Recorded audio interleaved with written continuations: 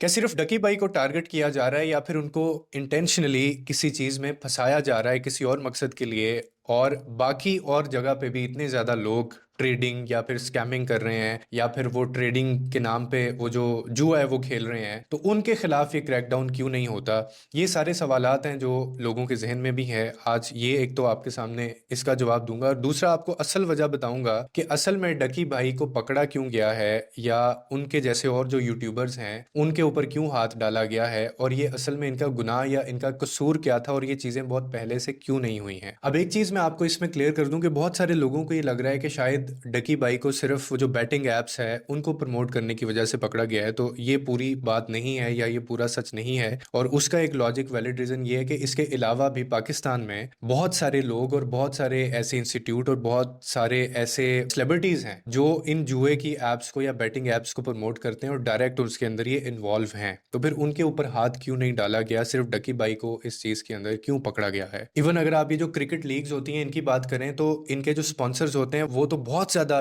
Top यानी performer होते हैं इस चीज के अंदर और डायरेक्ट इन्वॉल्व होते हैं, तो उनके ऊपर हाथ क्यों नहीं डाला गया? तो it's not just about those betting apps, लेकिन मैं आपको बताता हूँ कि असल वजह बनी क्या है या क्यों डकी भाई को पकड़ा गया है। अब असल में ये जो मामला है ये बाइनोमो ट्रेडिंग ऐप का है। अब ये क्या है ये मैं आपको बताता हूँ, लेकिन उससे पहले एक चीज तो बहुत कंफर्म है कि आप किसी भी सेंसिबल बंदे से अगर आप पूछेंगे जुए के बारे में, इस्लाम जो मुसलमान होगा तो वो इसको कभी भी प्रमोट नहीं करेगा या वो डायरेक्टली आपको ये नहीं कहेगा कि नहीं यार ये होना चाहिए, बल्कि इस्लाम में ये हराम है और वो किसी वजह से इस्लाम में हराम उसको कहा गया है। अब ये this is more than a betting apps, it's about Binomo apps, जिसके अंदर जो एक बाइनरी ट्रेडिंग की ऐप है जो बेसिकली ये क्या करते थे कि आपको पता भी नहीं चलता था और ये अपने व्लॉग्स के अंदर उन चीजों को प्रमोट कर रहे थे। अब जैसे इनके अगर आप कई जो लोग इनके व्लॉग्स देखते होंगे तो इतना टैक्टिकली इन ऐप्स को प्रमोट करते थे। अक्सर कभी कोई गाड़ी बहुत बड़ी ले ली या कोई बहुत बड़ा घर ले लिया या इन्होंने कोई गाड़ी तोड़ दी या जनाब कोई कुर्बानी का जानवर ले लिया, तो अब उसमें ये क्या चीज करते थे कि ये कहते थे कि ये जो हमने गाड़ी ली है या ये जो मकान हमने लिया या इतना बड़ी इन्वेस्टमेंट हमने जो की है ये हमने यूट्यूब के पैसों से नहीं की है, बल्कि ये तो हमने एक ट्रेड की मार है, यानी ये जानवर लेना हम एक ट्रेड की मार है, या फिर ये गाड़ी जो हमने 2 करोड़ की ले ली ये एक ट्रेड की मार थी। तो उसमें फिर ये क्या करते थे, इंट्रोड्यूस करवाते थे इन एप्स को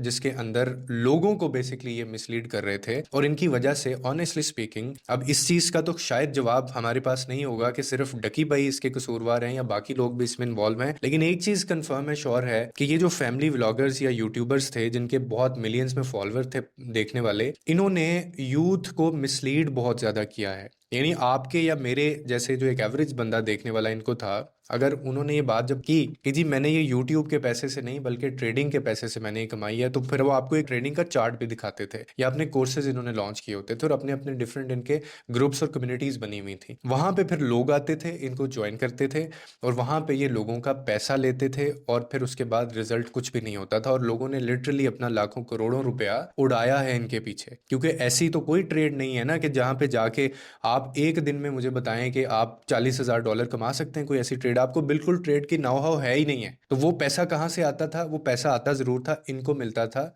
या फिर वो कंपनीज कमाती थी। तो बेसिकली असल में ये जो क्रैकडाउन हुआ है ये उस चीज़ के ऊपर हुआ है कि ये लोगों को, यूथ को, बच्चों को मिसलीड कर रहे हैं, उनको ऐसे तौर तरीके सिखा रहे हैं कि वो पढ़ाई छोड़ के वो एक क्लिक के ऊपर पैसा कमाना चाहते हैं। अब इस चीज़ में तो कोई शक नहीं है कि आप कोई भी ट्रेडिंग ऐप है या कोई भी बेटिंग ऐप है, आप उसको डाउनलोड करें और 1 सेकंड या एक क्लिक के ऊपर आपको बिलियंस ऑफ डॉलर मिल जाएं, ये तो कहीं किसी दुनिया में नहीं होता है। तो इस सूरत में इन यूट्यूबर्स ने और इन व्लॉगर्स ने यूथ के साथ बहुत ज़्यादा ज्यादती की है। और उसकी रीज़न क्या है? उसकी रीज़न ये है कि इनको जो देखने वाले जो एनालिटिक्स थे ना, अगर आपका यूट्यूब चैनल है या आप थोड़ी नाव हाव रखते हैं यूट्यूब की, तो यूट्यूब आपको सारे एनालिटिक्स जो है वो बता देता है। मतलब मेरे इस चैनल के भी एनालिटिक्स आ रहे होंगे कि मुझे देखने वाले लोग ज़्यादा कौन है, किस कंट्री से हैं और उनका एज ब्रैकेट कौन कौन सा है, क्या वो टीनेजर हैं या फिर वो थोड़े मैच्योर लोग हैं या वो लेट 40s में हैं, ये सारे स्टेटिस्टिक्स आपके सामने आ जाते हैं। तो उनको देखने वाले बेसिकली जो फैमिली व्लॉगर्स को देखने वाले लोग थे, उनकी उम्र जो है ना वो तकरीबन 18 साल से लेके 25 साल के दरमियान है, जो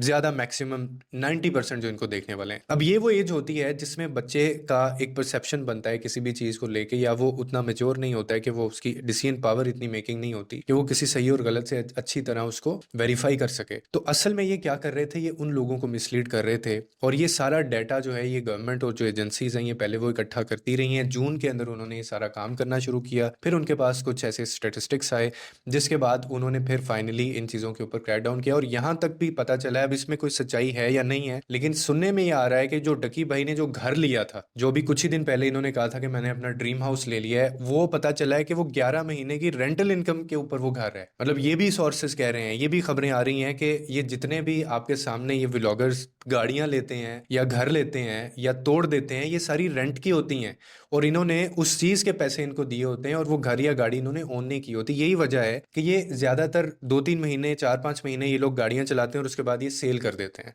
तो बज़ाहिर आपको ये लग रहा होता है, देखने वाले को ये लग रहा होता है कि यार इसने ये गाड़ी ली और 2 करोड़ की ली, 4 करोड़ की ली और उसके बाद बेच दी, और ये कितने अमीर हैं, इनका कितना लग्जरी लाइफस्टाइल है। जबकि हमें पता है हम ये काम करते हैं, जैसे ये यूट्यूब चैनल है, पाकिस्तान में यूट्यूब चैनल से सिर्फ एक बंदा 10, 8, 9 करोड़ की गाड़ी नहीं ले सकता है। और आपको याद होगा जब तला रिव्यू या ये जो स्कैंडल्स या वीडियोस वाला मामला हुआ था, तो मैंने आपको तब भी एक बात की थी कि इसमें और बड़े मामलात होते हैं। If you are a female influencer और आप एक अच्छी फीमेल इन्फ्लुएंसर नहीं हैं, आप टिकटॉकर भी हैं, साथ में आप लाइव भी बैठती हैं, तो फिर आपके वो टिकटॉक इनकम से हट के, वो यूट्यूब चैनल से हट के आपके और बहुत से मामलात हैं। ठीक है, वो आप समझ गए हैं जिन मामलात की मैं बात कर रहा हूँ, मतलब मैं उसको एक्सप्लेन नहीं कर सकता हूँ। अब अगर आप मेल इन्फ्लुएंसर हैं तो तब भी आप सिर्फ एक यूट्यूब या टिकटॉक पे लाइव बैठ के आप करोड़ों रुपया पैसा नहीं कमा सकते। इसके अलावा और बहुत सारे आपके मामलात होते हैं, और ये मामलात बाहर आ रहे हैं, वो इस सूरत में होते हैं। और ये बात थोड़ी हजम भी नहीं होती है कि एक बंदा है, चलो मान लेते हैं उसके पास पैसा है, उसके पास 8-9-10 करोड़ रुपए हैं, लेकिन उसको क्या जरूरत पड़ी हुई है कि वो जब भी गाड़ी लेता है वो आपको दिखाता है, वो जब भी गाड़ी बेचता है आपको दिखाता है, वो जब भी घर लेता है आपको दिखाता है, वो जब भी घर बेचता है तो आपको दिखाता है, या वो किसी के पास जाता है तो वो आपको दिखाता है। असल में जो बिटवीन द लाइंस चीज़ थी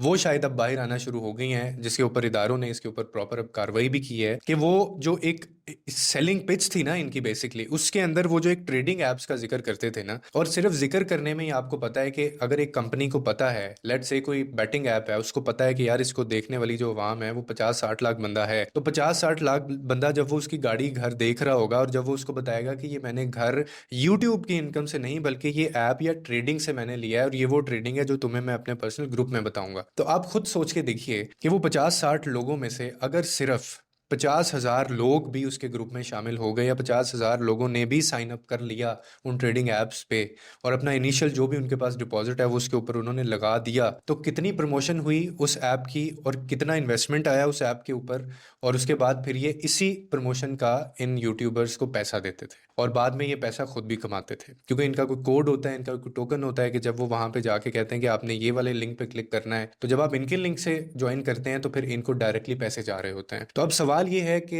डकी भाई के अलावा और किस किस के खिलाफ क्रैकडाउन होने जा रहा है। नाम तो सभी आ गए हैं, लिस्ट अभी जारी नहीं की गई, लेकिन अभी मफरूजात हैं कि किन किन का नाम ये हो सकता है। लेकिन एक चीज़ अच्छी हुई है कि शायद अब ये जो आगे आने वाला जो कल्चर है वो थोड़ा सा कम हो जाएगा, जो बहुत ज़्यादा बढ़ा चढ़ा के चीज़ों को बताते थे वो शायद थोड़ा कम हो जाएगा। लेकिन इसमें कसूर हमारा भी है, इसमें कसूर कहीं ना कहीं कुछ ऐसे गवर्नमेंट ऑफिशियल्स का भी है। मुझे अभी भी याद है कि ये वही यूट्यूबर्स हैं, ये वही इन्फ्लुएंसर्स हैं जिनको वो कामरान तसूरी साहब जो हैं वो कराची में कभी उनको रमज़ान में अपनी दावत दे रहे हैं, कभी वो पार्टी पे बुला रहे हैं, कभी कोई इजलास है तो वहाँ पे उनको बुला रहे हैं, कभी अपनी बेटे के साथ वीडियोस बना रहे हैं, कभी उनके साथ पॉडकास्ट बना रहे हैं। तो जब आप इतने मतलब गवर्नमेंट लेवल के ऊपर आप एक ऐसे बंदे को जो कि स्कैमर है या जो ब्लैकमेलर है या फिर जो फ्रॉड है जो बंदा, आप उसको शो करवा रहे हैं एक पॉडकास्ट पे बिठा के, तो वो लोगों को तो आइडियली लगेगा ना, क्योंकि आप किसी एजुकेटेड बंदे को तो बुला नहीं रहे हैं, तो लोगों ने तो वही परसीव करना है। तो इसमें सिर्फ गलती इन यूट्यूबर्स की या इन इन्फ्लुएंसर्स की नहीं है, गलती हमारी भी है कि हमें भी इतनी सेंस होनी चाहिए कि मेरा आइडियल कौन है और मैंने किस मेरिट, किस बेस के ऊपर किसी को आइडियल बनाया हुआ, मैं उसकी किस चीज को फॉलो कर रहा हूँ। क्या सिर्फ पैसे को, उसकी शोहरत को, उसकी गाड़ी, घर, बंगला, या किस चीज को मैं फॉलो कर रहा हूँ? तो ये भी हमें समझने की जरूरत है और इतनी तमीज भी हम लोगों को होनी चाहिए। उम्मीद करता हूँ इस वीडियो से कोई ना कोई आपकी लाइफ में वैल्यू ऐड हुई होगी, इन्फॉर्मेशन आपको कोई ना कोई पहुंची। लोगों के लिए आसानियां पैदा करें, रब आपके लिए आसानियां पैदा करेगा।